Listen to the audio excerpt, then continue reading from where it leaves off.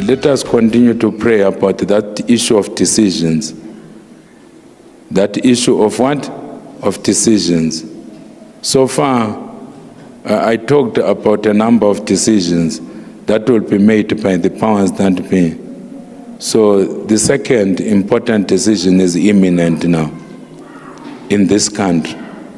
So when the second decision is made, you will see tension increase.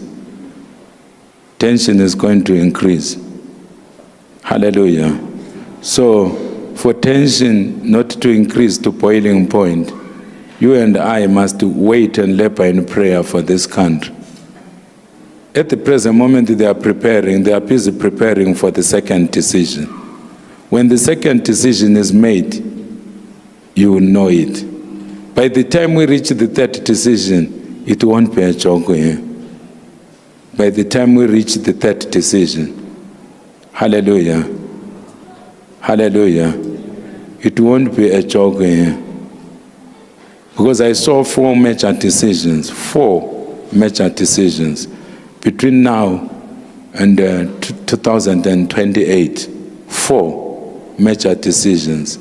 Look at your neighbor and say 4 major decisions. Yes. So the first decision has been made already.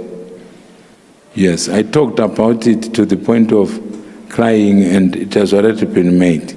So we're now moving to step number 2. Look at your neighbor and say, we are moving to step number 2. Hallelujah. I think a thing like a country, it requires revelation. And it requires revelation which is able to resist money. Hallelujah. Hallelujah. Because when you unbalance certain things in a country like this one, you end up destroying where you are standing. That's the challenge. So it was upon the advice of certain people that the eagle was crushed. Actually, it wasn't even crushed. It's busy hibernating. It is still very much around. Just take it from me. Still very, very much around. Very much alive. Just hidden somewhere. Look at your neighbor and say, the eagle is just hidden somewhere. Yeah, but the eagle had also to experience that, so that it may learn that leadership is not a one-man thing. So those are lessons that God was teaching the eagle as well. All things work together for good, for those who love God and who are called according to his purpose. Hallelujah.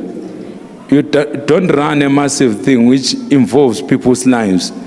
Like a Sangoma who is running a shrine, it doesn't happen that way.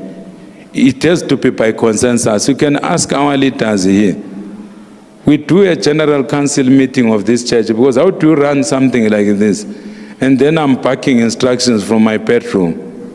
Again, the church will collapse. People will leave because they won't be knowing what they are doing. I have to sit with people who are in senior leadership. Sometimes we sit for nearly 3 hours or even 3 hours. There is a meeting that we're doing with our leadership in Nairobi, which lasted more than 3 hours on Zoom. More than 3 hours. It's not because I didn't know what to say or what to do, but people have to know where you are headed, and they must understand. You must give them free rein to talk. You must allow people to be themselves. If people now fear you and they are echoing your voice, and they are no longer speaking the wisdom that God gave them to be part of you, it means you are not going anywhere. Whether you're a church leader or a politician, or you are leading a hair salon, whatever you are leading, it means you are not going anywhere. So God allowed the eagle to experience these calamities so that it would learn that leadership is by consensus. Are we clear?